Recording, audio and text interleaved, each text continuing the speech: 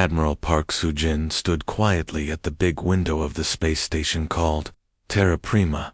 She watched as huge alien ships came closer through the dark space filled with stars. The biggest ship looked like a giant crystal that sparkled in the starlight. Two other types of ships flew next to it, smooth silver ones, and dark scary ones, with sharp edges. Behind Soo-jin, other humans from Earth waited without saying a word. The alien ships belonged to something called the Galactic Council. This council was made up of very old alien races who thought they owned the galaxy. They had been the bosses of space for thousands of years. Now they were angry with humans because people from Earth had been building new homes on planets that the council said belonged to them. Inside the crystal ship, strange beings called the Vorthok lived. They looked like walking pieces of glass, and their voices sounded like music. The silver ships held the Zephyrians, who could read minds and talk without using their mouths. The dark ships carried the Kronar, who loved fighting and had big muscles and sharp teeth. Dr. Kim Min-ho stood near Soo-jin. He was Earth's best scientist who studied aliens. Next to him was General Lee Do-yoon, who was in charge of protecting Earth's people in space. Both of them looked calm, but inside they felt excited. They had been waiting for this day for a very long time. The air in the meeting room started to shimmer and glow. Slowly, a tall figure made of light appeared. It was High Crystal Arch, the leader of the Vorthok people. When he spoke, his voice sounded like wind chimes ringing in a gentle breeze. "Young species called human," Velthanar said, his words echoing in the room. "You have broken our laws. You have built cities on 12 planets that do not belong to you. This goes against Council Rule number 4471. You must say sorry and pay us money.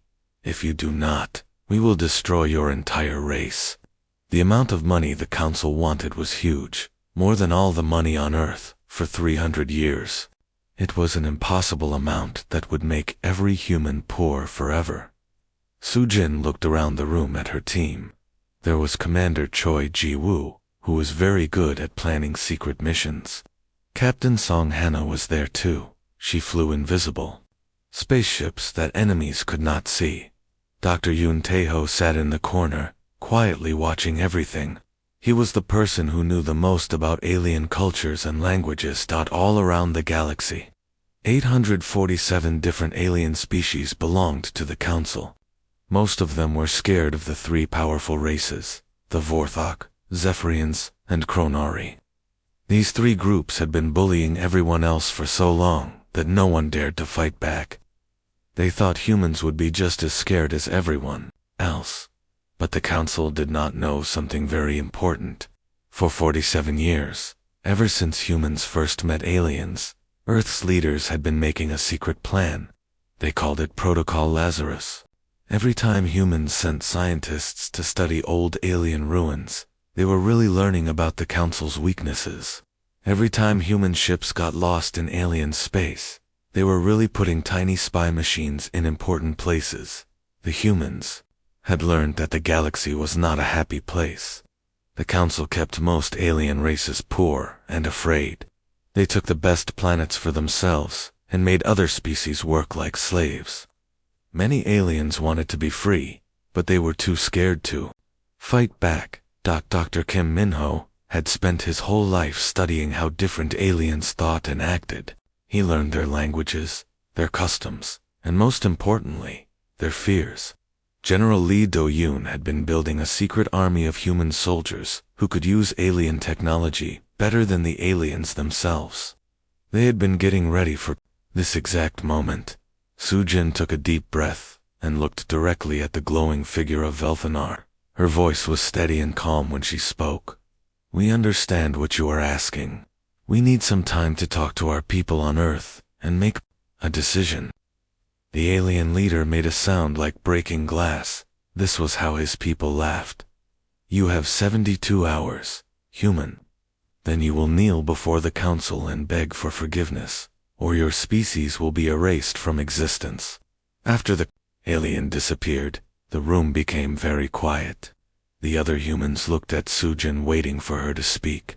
She smiled for the first time that day. "Send the signal," she said quietly to Commander Choi. "Tell everyone across the galaxy that it's time to begin." What the Council did not know was that humans had never planned to apologize. They had spent nearly 50 years preparing for war, not the kind of war with guns and bombs, but something much more clever. They were about to turn the entire galaxy upside down, and the proud Council races had no idea what was coming for them. The real battle was about to begin, and humanity was ready to show the universe what it meant to fight back against bullies. The 3 alien leaders sat in their fancy meeting room, drinking expensive wine and laughing. They were so sure that humans would give up that they had already started planning their victory party. The Crystal Arch ordered his servants to prepare golden decorations.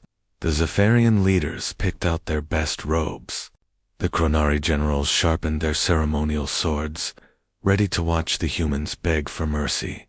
But far away on Earth, something very different was happening. In a secret room deep underground, Admiral Park Soo-jin pressed a single red button. This button sent a special message to every human in the galaxy. The message was hidden inside normal supply orders and work schedules, so the aliens watching would not notice anything strange. Commander Choi Ji-woo sat in a control room on the moon, watching dozens of computer screens. Each screen showed a different human colony scattered across the galaxy. As soon as they got the secret message, all the colonies started doing exactly what they had practiced for years. On the mining planet Kepler-Sepon, human workers began running around and shouting. They loaded their families onto spaceships and flew away as fast as they could. The alien watchers saw humans crying and screaming, thinking they were so scared that they were abandoning their homes. But this was all an act. Research stations on the edge of the galaxy suddenly went dark. Their lights turned off, their radio signals stopped, and they seemed completely empty. To anyone watching from far away, it looked like the humans had panicked and run away into deep space where no one could find them. All across the galaxy, human ships packed with frightened-looking people flew toward Earth. Children pressed their faces against the windows, looking sad and scared. Women held babies and pretended to cry. Men hung their heads in shame. The alien spies who saw these ships felt very proud of themselves. Ethelas, one of the mind-reading Zephyrian leaders, watched the human ships through his telescope. He turned to his friends and said with a mean laugh, "Look at how they run away, like scared rabbits when a wolf comes near their burrow. Humans are even weaker than we thought." But the aliens could not see what was really happening, hidden among all those scared. Refugee ships were thousands of special military vessels that could not be detected by alien sensors. These invisible ships were spreading out across the galaxy like a giant spider web. Captain Song Hana was in charge of these secret ships. She was very young but extremely smart. Her job was to fly close to every important alien world and release tiny robots called nanites. These nanites were so small that millions of them could fit in a coffee cup. But they were very powerful. The nanites had a special mission. They would sneak into alien computers, alien weapons, and alien communication systems. Once inside, they would pretend to be helpful upgrades that made everything work better. The aliens would be happy that their technology was improving, never knowing that humans had put secret backdoors in everything they owned.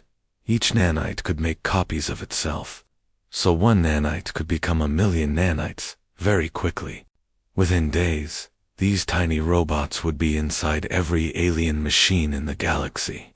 When the time was right, humans could take control of alien weapons, alien ships, and even alien cities with the push of a button. Meanwhile, on Mars, Dr. Yoon Tae-ho worked in a secret underground base that was bigger than most cities. The base was hidden so well that even people living on Mars did not know it existed. Dr. Yoon had spent his whole life collecting information about alien cultures, and now he had files on every alien species in the galaxy. For almost 50 years, Humans had been sending harmless scientists to study old alien ruins. The aliens thought this was cute. They liked watching primitive humans try to understand their superior culture. They never suspected that these scientists were actually spies. Every time a human archaeological team asked permission to dig up old alien temples, they were really mapping alien cities. Every time human researchers got lost and accidentally flew into restricted alien space, they were really taking pictures of secret military bases. Every time humans found accidental discoveries of ancient alien technology, they were really stealing the blueprints. Dr. Yoon's computers contained detailed maps of every alien world. He knew where their leaders lived, where they kept their money, where they stored their weapons, and most importantly, where they hid their most embarrassing secrets. He had recordings of alien leaders saying terrible things about their own people. He had evidence of aliens stealing from each other and breaking their own laws. The best part was that humans had been talking secretly with thousands of alien species that the Council had been bullying for centuries. These aliens were tired of being treated badly, but they were too scared to fight back alone. Now they knew that humans were on their side, and they were ready to help when the time came. As Commander Choi watched his screens, he smiled. The alien leaders thought they were watching scared humans run away. What they were really watching was the largest military operation in galactic history. Humans were not retreating. They were surrounding their enemies and getting ready to spring the biggest trap the universe had ever seen. The aliens had no idea that their victory celebration was about to become their worst nightmare. The giant meeting hall was packed with aliens from every corner of the galaxy. Representatives from 847 different species sat in their special seats, all waiting to watch the humans say sorry and beg for mercy. The room buzzed with excited chatter in hundreds of different languages. Some aliens had brought cameras to record the moment. Others had placed bets on how long it would take for the human leader to start crying. High Crystal Larch, Velthanar sat on his crystal throne, glowing with pride. Next to him, the Zephyrian mind speaker, Ethalos, floated in his chair, his big brain pulsing with happy thoughts. Supreme General Korthax of the Chronari sharpened his claws, ready to enjoy the show. All three leaders wore their fanciest clothes and biggest smiles. When Admiral Park Soo-jin walked into the room, many aliens started laughing. She looked so small compared to the giant alien leaders. Her simple human clothes seemed plain next to their shiny robes and armor.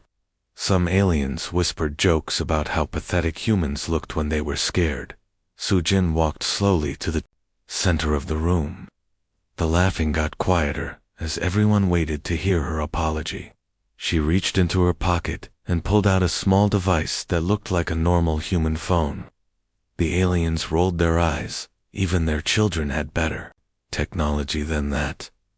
But when Soo-jin pressed a button on the device, something incredible happened.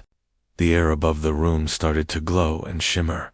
Suddenly, huge three-dimensional pictures appeared, floating in the space above everyone's heads. The pictures were so clear and detailed that they looked completely real. The first picture showed the Vorthok home planet in perfect detail. Every building, every street, every secret military base was clearly visible. The Crystal Arch gasped and nearly fell off his throne. How could humans have such detailed maps of his world? More pictures appeared. The Zephyrian capital city, with all its hidden mind control centers. The Chronari war planets, showing every weapon factory and training camp. Even the most secret alien bases that were supposed to be impossible to find were displayed for everyone to see. But that was not the worst part. The pictures also showed embarrassing things that the alien leaders had tried to keep secret. Files appeared showing how much money each leader had stolen from their own people. Videos played of alien generals running away from battles they claimed to have won. Documents revealed lies that the Council had been telling for thousands of years. The room became completely silent. No one was laughing anymore. Many aliens looked shocked and confused. How could primitive humans know so much about their advanced civilizations? Sujin's voice was calm and clear as she spoke to the stunned audience. For 47 years, you thought we were just curious children playing with toys we did not understand. Every time our scientists asked to study your old buildings, you said yes because you thought it was funny to watch us try. Every time our ships got lost in your space, you ignored us because we seemed harmless. She paused and looked directly at the three council leaders. Their faces had changed from proud smiles to worried frowns. But we were not just looking at old buildings, Sujin continued. We were mapping every planet you control. We were studying every weapon you have. We were learning every secret you thought was safe. For almost 50 years, we have been watching you, listening to you, and preparing for this moment. Dr. Kim Minho stepped up beside her. He was holding a tablet computer that showed thousands of tiny red dots moving across a map of the galaxy. These dots represent our nanites, tiny robots, smaller than dust particles. For the past 6 months, they have been spreading through your computer systems, your weapon systems, and your communication networks. The alien leaders looked at their own devices in horror. The red dots were everywhere in their phones, their computers, their spaceships, even in the life support systems of their cities. Right now, Dr. Kim continued, our computers are reading your heart rates, your brain waves, and your stress levels. We can tell when you are lying, when you are scared, and when you are planning to attack us. Your most secure communications have been completely open to us for months. General Lee Dayun walked forward with a big smile on her face. In her hands, she carried a thick folder full of documents. The best part is that you are not the only ones in this room who hate the Council's rules. She opened the folder and scattered hundreds of papers into the air.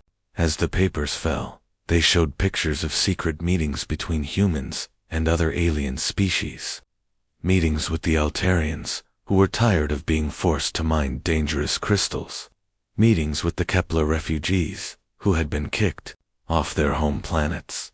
Meetings with dozens of species that the Council had been bullying for centuries. You thought we came to this galaxy alone, General Lee said, her voice getting louder and more confident. You were wrong. We have been making friends with everyone you have been hurting. And now, all of your enemies are our allies. The room erupted into chaos as aliens began shouting in fear, anger, and confusion. The three council leaders sat frozen in their chairs, finally understanding that they had made a terrible mistake. The humans were not weak prey animals. They were the most dangerous predators the galaxy had ever seen. Supreme General Korthax jumped up from his throne, his face red with anger. His sharp teeth showed as he roared at his soldiers. Kill them all. Destroy every human ship. Turn their planets into dust. The other council leaders nodded and shouted orders into their communication devices. They were so angry that they could not think clearly. Across the galaxy, Chronari warships powered up their biggest weapons. The plasma cannons began to glow with deadly energy. Vorthok crystal ships started charging their laser systems. Zephyrian mind control vessels prepared to attack human brains with painful thoughts. This was going to be the shortest war in galactic history. But something went terribly wrong. On the Chronari flagship Bloodfang, Admiral Gorthak pressed the big red button to fire his main cannon. Instead of shooting deadly plasma at the human ships, the weapon made a loud groaning noise and started smoking. Sparks flew everywhere as the cannon overloaded and exploded, filling the bridge with black smoke. The same thing happened on ships all across the galaxy. Vorthok crystal weapons cracked and shattered. Zephyrian mind control devices gave their operators terrible headaches. Instead of hurting their enemies, alien computers crashed and showed error messages in languages no one could read. Captain Zheng Wujin sat in his command chair on the human ship Revenge, watching alien fleets destroy themselves. He was young but very smart, and he had been planning this moment for years. His job was not to fight the aliens with weapons. His job was to fight them with Embarrassment. Jung pressed a button on his control panel and smiled. Begin operation. Dirty laundry, he said to his crew. All across the galaxy, every alien television, radio, and computer screen suddenly turned on by itself, instead of normal programs. They began showing very embarrassing videos and documents about their own leaders on the Zephyrian homeworld. Millions of aliens watched in shock as their wise and noble High Mystic Zarthel appeared on screen. But, instead of giving important speeches, the video showed him in his private room, crying while watching human romantic movies and eating junk food. The mighty psychic leader who claimed to be above all earthly pleasures was secretly addicted to human soap operas. On the Vorthok crystal planet, citizens discovered that their perfect crystal arch Velthanor had been stealing money from the government for hundreds of years. The documents showed he had bought himself 12 secret vacation planets while his people lived in poverty. The leader who preached about honor and sacrifice had been living like a king on stolen money. The worst revelation came on the Chronari military worlds. Videos played showing Supreme General Korthax during the famous Battle of the Outer Rim, instead of fighting bravely like the history books said. The footage showed him hiding in a closet, crying and begging his soldiers to surrender. The great warrior hero was actually a coward who let his own troops die while he ran away. But Jung's plan was much bigger than just embarrassing the council leaders. While alien populations watched their heroes fall from grace, thousands of human ships suddenly appeared throughout the galaxy. These ships had been invisible, but now they revealed themselves. However, these ships did not come to fight. They came to help. On the planet Altair, where a terrible disease had been killing aliens for decades, human medical ships landed in every major city. Doctors and nurses ran out carrying boxes of medicine that could cure the plague. The council had refused to help these people, but humans brought the cure for free. The desert world of Kepler 9 had been slowly dying as its water disappeared. Suddenly, huge human ships appeared in the sky, carrying machines that could turn sand into fertile soil and create rivers from thin air. The council had watched these people suffer, but humans brought them hope.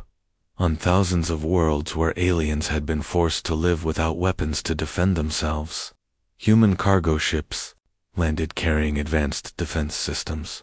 For the first time in centuries, ordinary aliens could protect their families from space pirates and council tax collectors. Dr. Yoon Taeho coordinated all of this from his secret base on Mars. He had spent 50 years learning how to speak every alien language and understand every alien culture.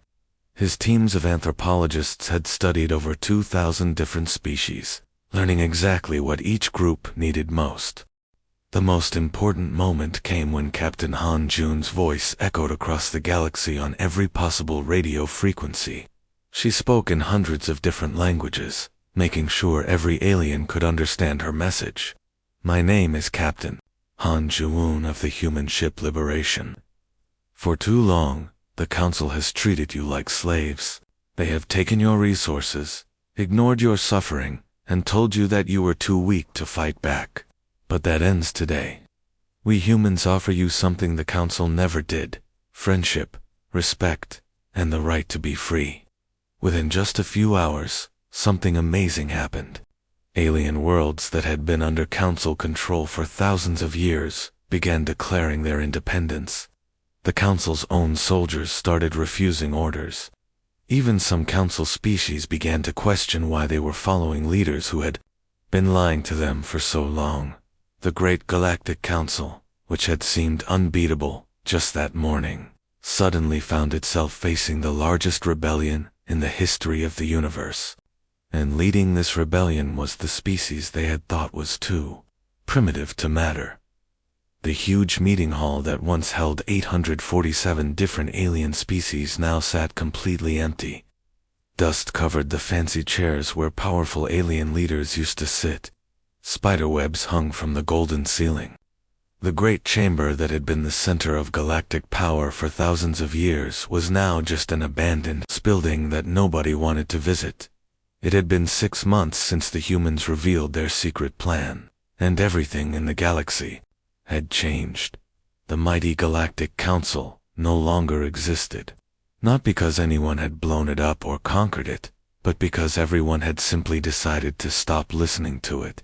When your own people refuse to obey you, and other species ignore your commands, you stop being powerful very quickly.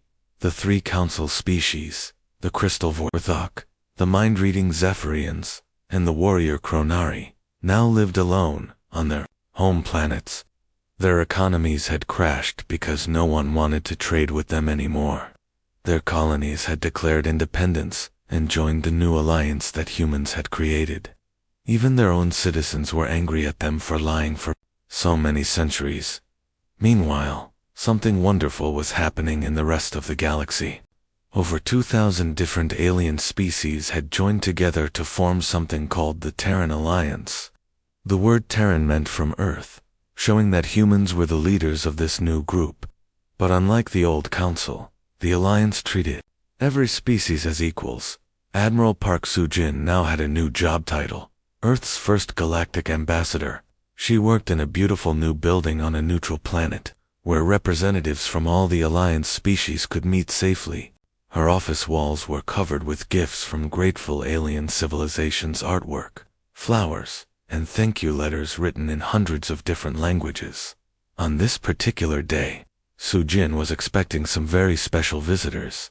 The 3 former council leaders had asked for a meeting, but they were not coming to make demands or threats like they used to. They were coming to beg for help. Crystal Arch Velthanar arrived first. The once-proud Crystal being now looked dull and cracked. His harmonious voice, which used to sound like beautiful music, now sounded broken and sad.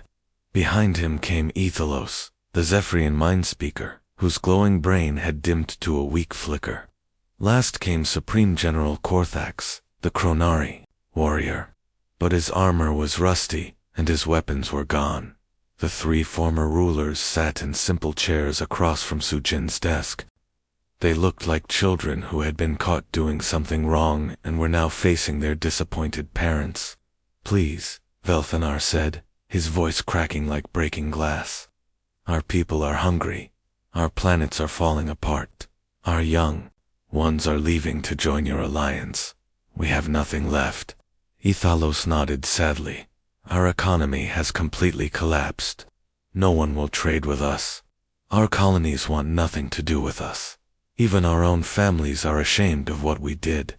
General Korthax, the fierce warrior who had once threatened to destroy humanity, now sat with his head hung low. "My soldiers have thrown away their weapons and become farmers. They say they are tired of fighting wars for leaders who lie to them."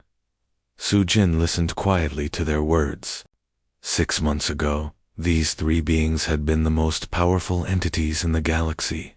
They had commanded armies of millions and controlled the resources of entire star systems. Now they looked like homeless beggars, asking for spare change. No, we treated everyone badly," Velthanar continued. "We know we were selfish and cruel, but please, have mercy on us. Our children are not responsible for our mistakes." Soo-jin leaned back in her chair and studied the 3 former tyrants. Many humans would have wanted revenge after the way the Council had treated them. Many species in the Alliance were calling for the Council worlds to be punished severely. But Soo-jin remembered the most important human value, the ability to forgive and help others grow. "We are not interested in revenge," she said calmly. "We are interested in results. We want to see positive changes, not punishment for the sake of punishment." She stood up and walked to the window, looking out at the bustling spaceport where ships from thousands of different worlds came and went in peace.